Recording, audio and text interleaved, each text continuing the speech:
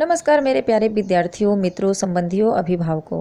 आप सबके अपार स्नेह के लिए मैं आभारी हूँ और आपके स्नेह की वजह से ही मुझे बच्चों के लिए रोज़ नए नए जानकारियाँ देने में बहुत खुशी होती है।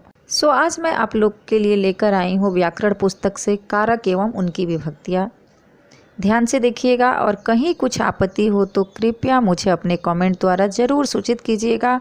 तो चलिए आज हम देखते हैं कारक और उनकी विभक्तियाँ। कारक क्या है तो चलिए देखते हैं। कारक का शाब्दिक अर्थ है करने वाला। संज्ञा सर्वनाम अर्थात पदों का वह रूप जो उसका संबंध क्रिया के साथ बताता है उसे कारक कहते हैं। जैसे ने, को, से, के लिए, में, पर, हे, हो, अरे, यह सब कारक के पहचान है, चिन्ह है।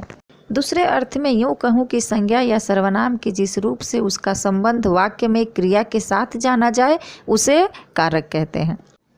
बच्चा, तो यहाँ पर मैं आपको स्पष्ट कर दूं कि जो मैंने आपसे बताया कि ने, को, से, के लिए, में, पर, हे, हो, अरे, इस तरह के जो आपको शब्द दिख रहे हैं यही कारक है। लेकिन बच्चा, ये कारक तब तक पूर्ण नहीं है जब तक इनके साथ संज्ञा और सर्वनाम नहीं जुड़ रहे हैं, यानी ये अधूरे कारक हैं। तो इनको पूरा करके ही हम समझ पाएंगे कि किस तरह से यह कारक हैं या विभक्ति हैं।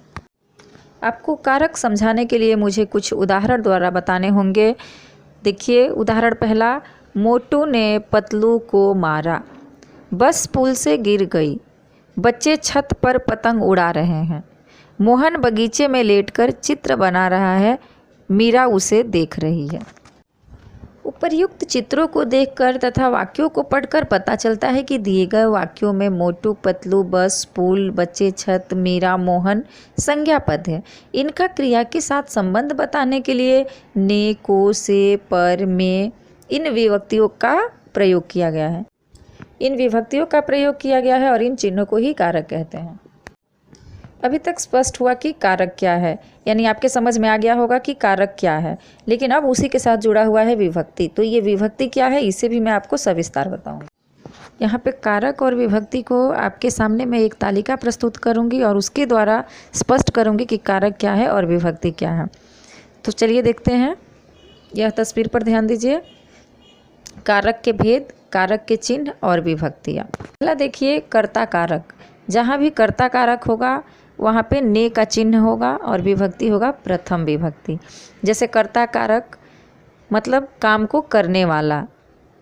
दूसरा है कर्म कारक। कर्म कारक का चिन्ह होगा को और विभक्ति लगेगी द्वितीय विभक्ति। करण कारक में चिन्ह होगा से के द्वारा, यानी से चिन्ह होगा और साधन जिसके द्वारा हम काम को करते हैं वो उसका चिन्ह होगा और विभक्ति होगी तृतीय विभक्ति। चौथा है संप्रदान कारक। इसका चिन्ह होगा के लिए और विभक्ति होगी चतुर्थ विभक्ति। पांचवा है अपादान कारक। इसका चिन्ह जो है, साइन जो है, ये भी से है, लेकिन देखिए आप ध्यान दीजिए यहाँ पर दो से है। करण कारक में भी से है और अपादान कारक में भी से है। इसे मैं आपको अच्छी तरह से स्पष्ट करूँगी। इस से का अर्थ है अलगाव के अर्थ में, मतलब कोई चीज़ अगर किसी से अलग हो रहा है और वहाँ पर हम से का इस्तेमाल कर रहे हैं तो ये होता है अपादान कारक और ये होता है पंचमी विभक्ति। करण कारक में जो से है यह किसी के माध्यम से अगर हम किसी को काम कर रहे हैं और वहाँ पर जो से लगा रहे हैं ये होता है तृतीय विभक्ति। अब हम आ रहे हैं छठी संबंध कारक में। यह है का, के, की, रा, रे, री, ये इसका चिन्ह है और विभक्ति है षष्ठी विभक्ति। अधिकरण कारक में हम आ रहे हैं तो यह जो चिन्ह है, साइन है, में और पर है, जो विभक्ति है सप्तमी विभक्ति। संबोधन कारक का चिन्ह है अरे, हे, हो, अजी, सुनते हो, इस तरह के शब्द और ये विभक्ति आते हैं अष्टमी विभक्ति। अब इन सारे विभक्ति को, इन सारे कारक के चिन्हों को मैं आपको एक एक करके भी अच्छी तरह से स्पष्ट करूंगी ताकि आपको कहीं भी कारक में कोई संदेह ना रह जाए। तो चलिए देखते हैं। पहला कर्ता कारक जो है, शब्द के जिस रूप से काम करने का बोध हो उसे कर्ता कारक कहते हैं। इसमें ने चिन्ह लगता है, प्रथमा विभक्ति लगती है। इसका उपयोग सकर्मक क्रियाओं के साथ भूतकाल में ही होता है। जैसे रोहित ने पत्र लिखा, राम ने गांव छोड़ दिया, करण ने मुझे मारा था। इन सब में ने जो है वह कर्ता कारक है और ने जो चिन्ह है वह कर्ता कारक का चिन्ह है, प्रथमा विभक्ति का चिन्ह है। दूसरा है कर्म कारक। जिस वाक्य में क्रिया का फल कर्ता पर न पड़कर वाक्य में स्थित अन्य संज्ञा पर पड़ता है तब उसे कर्म कारक कहते हैं। इसमें को चिन्ह लगती है और द्वितीय विभक्ति लगती है। इन्हें हम आपको उदाहरण द्वारा समझाएंगे। देखिए उदाहरण में राम ने रावण को मारा। यहाँ पर कर्ता जो है वो राम है, लेकिन असर किसको हुआ? रावण को हुआ। राम ने रावण को मारा।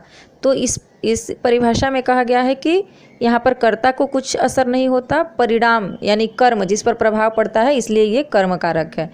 राम ने रावण को मारा, रमेश को पुरस्कार मिला, संजय को डांट पड़ी। तीसरा है करण कारक। तो संज्ञा या सर्वनाम के जिस रूप से कार्य को किसी साधन के द्वारा संपन्न कराने का बोध होता है उसे करण कारक कहते हैं। मतलब यहाँ पर कोई एक माध्यम होना चाहिए, एक साधन होना चाहिए, और वहाँ पे जो से लगता है या के द्वारा लगता है, यह चिन्ह लगाने से विभक्ति जो इनकी बनती है वो तृतीय विभक्ति हो जाती है, और से और के द्वारा जो चिन्ह है ये करण कारक का चिन्ह है। इसे आप उदाहरण द्वारा समझ सकते हैं। राकेश बस से विद्यालय जाता है। यहाँ राकेश जो है वह बस से विद्यालय जाता है, यानी एक माध्यम है उसका विद्यालय जाने का, वो है बस से। तो जब कोई माध्यम हो के द्वारा जुड़ा हो वह करण कारक कहलाता है। रेलगाड़ी के द्वारा लोग अपने गांव जाते हैं, यानी माध्यम यहाँ पर क्या है? रेलगाड़ी है। गांव जाने का माध्यम है रेलगाड़ी, तो रेलगाड़ी के द्वारा लोग अपने गांव जाते हैं। इस तरह के जो शब्द आएंगे से या के द्वारा वो करण कारक होगा जो माध्यम बनेगा। चौथा है संप्रदान कारक। तो संज्ञा या सर्वनाम के जिस रूप से जब किसी के लिए कोई काम करने या कुछ देने का बोध हो उसे संप्रदान कारक कहते हैं। इसमें को या के लिए विभक्ति लगती है। आप उदाहरण द्वारा इसे समझेंगे।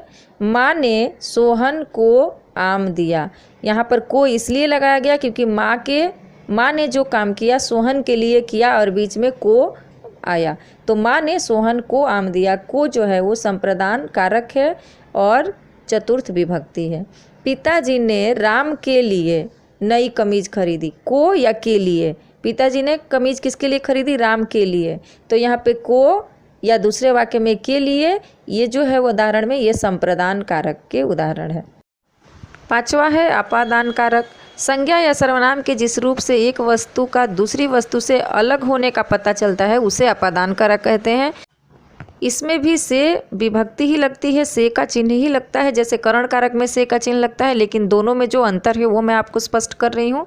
यह एक उदाहरण द्वारा देखिए। संजीत पेड़ से गिर गया या नदी पहाड़ों से निकलती है।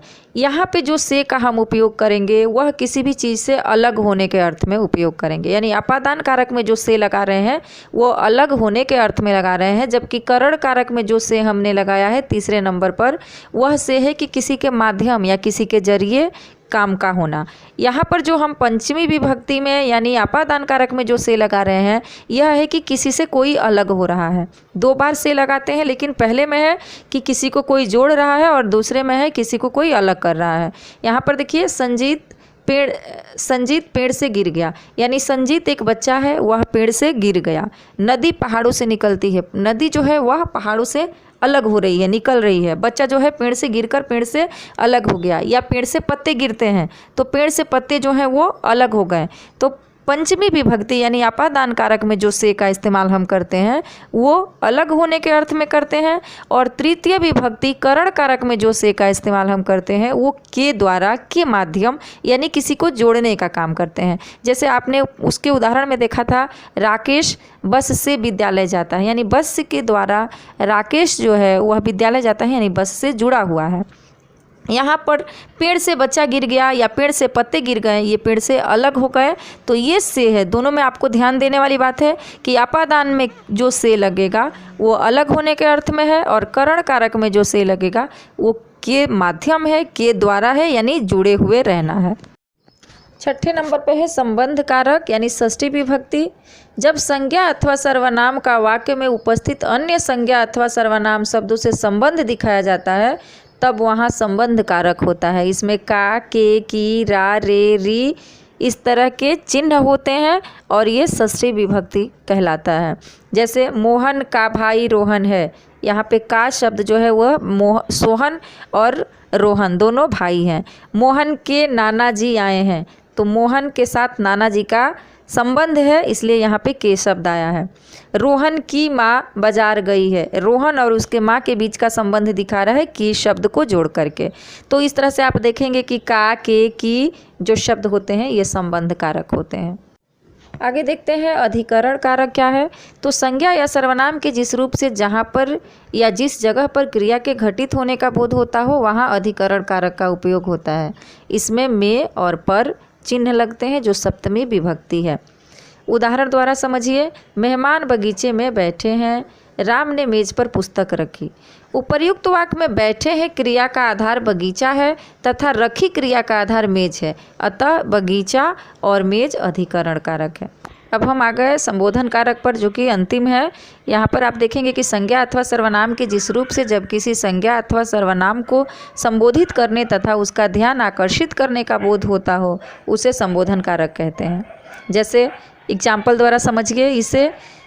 हे, हो, अरे, अजी इस तरह की चिन्ह इसमें लगे होते हैं। जैसे हे ईश्वर, इन मूर्खों को बुद्धि दो। अरे अतिथियों, शोर मत करो।